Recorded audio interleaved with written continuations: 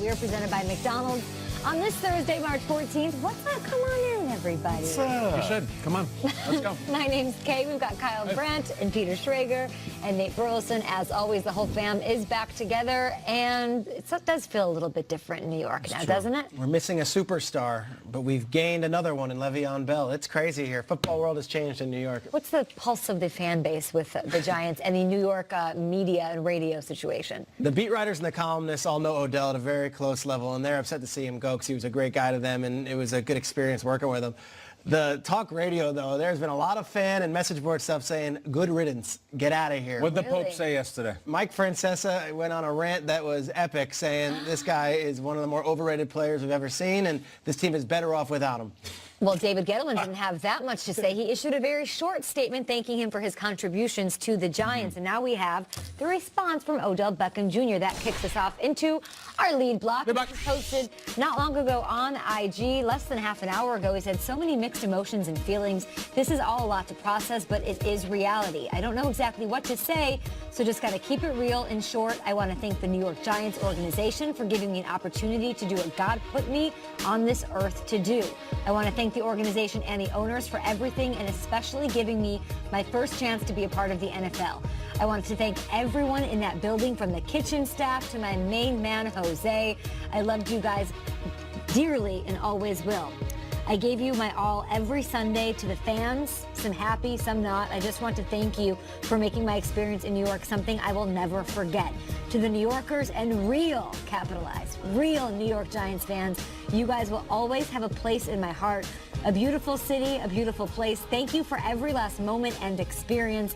Without them, I wouldn't be exactly who I am today. Love. I love it. You know, we don't oftentimes get to hear from Odell unless it's him being questioned about something he did. You know, Odell, explain this picture. Odell, explain this celebration. Odell, explain your sideline antics. The fact that he's just coming out and he's not being prompted to, he's just telling you how it is. Saying, fans, I love you, everybody within that facility. And I like the fact that he said real fans. Because regardless if these fickle fans want to hear it or not, yeah, you guys know that you're fickle, you're up and down. When everything's going good, you're cheering. When it's not going great, you're the first one to go to work and head towards the water cooler and start complaining about your favorite player. So I like that. And I feel like players should do that more often. And it wasn't a shot. He didn't go deep into it. He just put real fans. And if you're in your feelings, it applies to you. You know, and if you're in your feelings emotionally in a good way, it applies to you as well. Radio hosts can hoot and holler. It's good radio. It gets the phone banks going when you start bashing Odell. I get it. I'm still waiting for that first tweet from an ex-teammate that says something like, you know, bye-bye, or a little emoji. I haven't seen it. In fact, I've seen exactly the contrary. And I think you mean in a positive way or a negative way?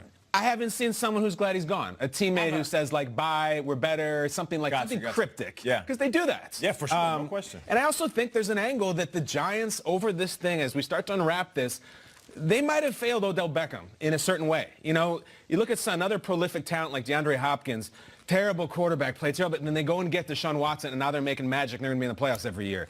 They never really did that. They stuck with Eli and 2 Super Bowls, blah, blah, blah.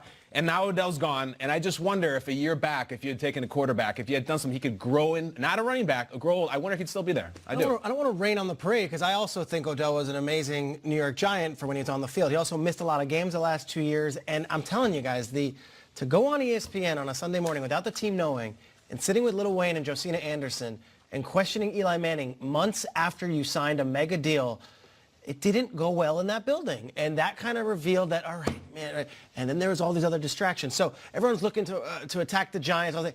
At a certain point, and they said the same thing with the Steelers, at a certain point, the team doesn't fit the player doesn't fit the team. It doesn't make sense. Yeah. Right. It's hard to do it.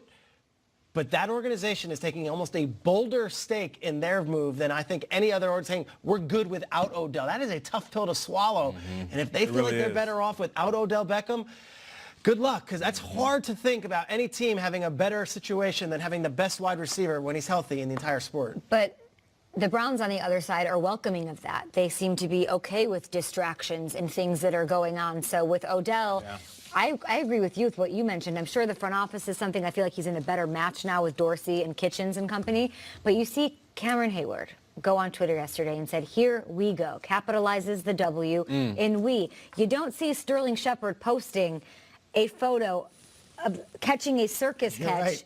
saying, "I'm ready to step up because Odell's gone." Nobody's doing that. They're doing that to Antonio Brown. I'm not saying it's an indictment, but it's certainly, in my opinion, as a fan, I look at Odell as fans, not having to deal with We've that. had a lot of Giants on the show, and I'm talking black Giants, white Giants, every kind of staff member. No one has ever said a bad word about Odell at this table. Jeff Schwartz is a former offensive lineman. He came in here raving about Odell. Saquon Barkley raving about Odell. Sterling Shepard raves about Odell. We haven't heard it from the teammates that there was a negative vibe in any of that at all. Relations, which to me makes me wonder, is it an age thing? Is it a cultural thing? We is haven't it had Eli on the Mara show. family thing? I don't know. I don't know either. It feels like they chose Eli over Odell, which is strange to me. I don't know. I think they're going to miss him. I think it's a better match now, and we have so much excitement ahead in 2019. Odell, by the way, also chiming in on Twitter. He went from IG, pivots back, and then on Instagram responding to Kim Jones. Kim, I can't thank you enough for what you've done for me and my career, the side convos, the real life convos. I love you so much. I always am in your corner and rooting for you. We're blessed to still have you in this world. And P.S. Smile, this ain't a goodbye. My phone will always work for you. I love that. Good for you, Kim. She's earned that. Yeah. Having a day. That is pretty cool. That's That's great of Odell, and it's really cool for Kim. That is neat. Good. Want to do some throwdown, guys? Yes. Let's do it. Time for Throwdown Thursday. Wild start to the new league year. So let's get to it. And let's start with two of the top receivers in the league. We were just talking about them, and I did sort of pit them up against each other as far as what their teammates might think of them. Odell and Antonio, both in new uniforms. Who makes a bigger splash in their new city? However way you guys think. Is it Antonio Brown or OBJ? I'm going to say Round Odell one fight. Beckham. Yeah. Because of the talent surrounding him. And that's Baker Mayfield. There it is right there. Baker Mayfield at quarterback. And I'm not going to come out and say that Baker Mayfield is better than Derek Carr, because that would be dismissive to the good years Derek Carr has had in his short career.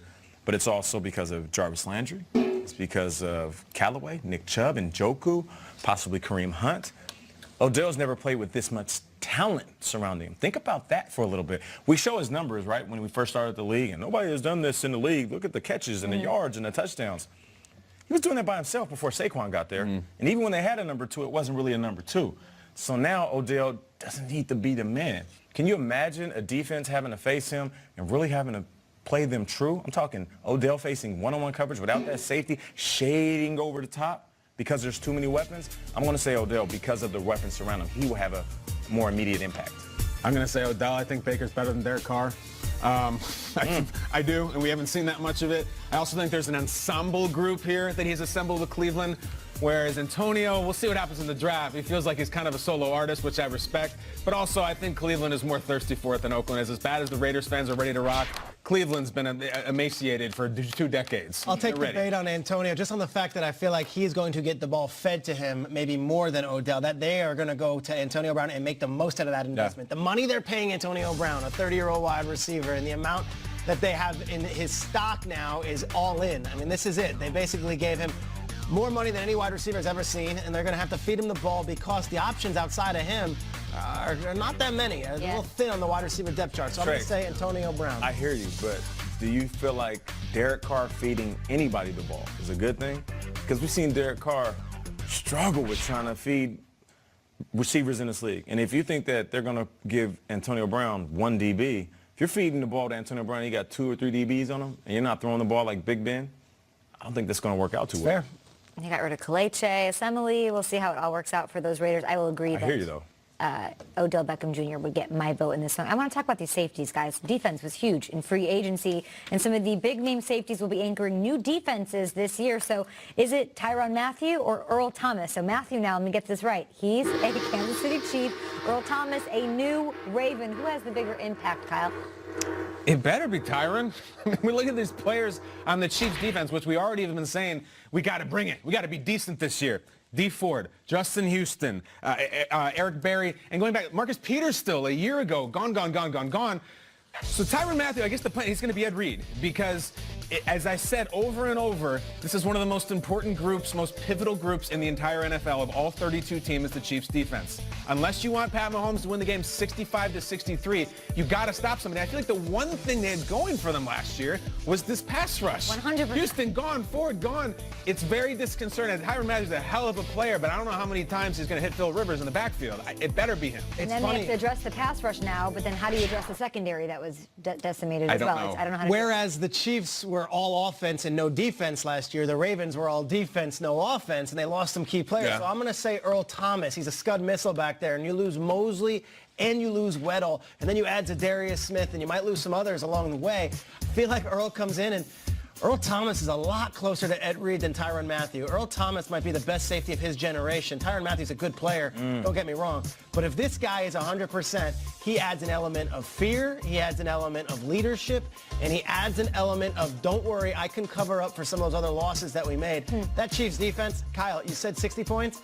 I honestly feel like the Chiefs might give up 40 points a game next year, and it might be okay because their offense is that good. The Ravens defense has to be good, has to be the best in the league because that Ravens offense is not going to generate that kind of point production. I'm stuck between the two. It's really a matter of taste. Do you like more tackles or do you like more interceptions? I feel like Earl Thomas will have more tackles because that's the type of game he plays. I want both. I feel like Tyrann Mathieu will have more interceptions because teams are going to be throwing to try to keep up with Pat Mahomes. Yeah. So if you like interceptions, you go to Honey Badger. Yeah. If you like a guy coming downhill and laying that thumper on you, you go with Earl Thomas. I don't want the Chiefs to be just all right. They're going to be okay with that defense. We want them to go to the next level and win. And I know Bob Sutton is no longer there. They have Spags. He's changing the scheme. So they're, of course, going to move some things around, maybe make some guys uncomfortable, put them maybe where they're better suited. Chris Jones, one of those people, maybe. But, like, you got to do something on defense. I'm a little worried. I was worried about it at the same time last year when they signed Sammy Watkins because everybody saw this coming. And now I feel like we're reliving it a little bit. I'm hoping there's a plan in place. They're not going to be the 85 Bears, I'll tell you that. Yeah. I don't think the Bears are going to be the 2018 Bears either, but that's another story for another day. Finally on Throwdown, Taylor Hanson. Yeah, because why would we not talk about the lead singer of the band Hanson, who turns 36 years old today? Who is the more enthusiastic entertainment personality, Taylor Hanson turning 36 or our very own NFL Network star, Scott Hanson? It's a great question. Yeah. First of all, Hanson, the band still tours. Respect to that. They're still out there playing. They once had a craft beer made for them called Hops, and I'm not kidding. It really was made. But I'm a Scotty guy. You know that. He is a solo act. He does a 7-hour concert by himself. There's no Isaac and Taylor or whatever the other guy's name is, Zach. He's out there himself. And here's the other thing. I understand what the hell Scott Hanson's talking about when he says 7 hours of commercial-free football. Bop. I still don't know what they're... Bop. I don't know what the hell they're saying. So I'm going to go with Hanson by default. Yeah. Runaway. I'm going with Scott Hanson as well. Look at those guys.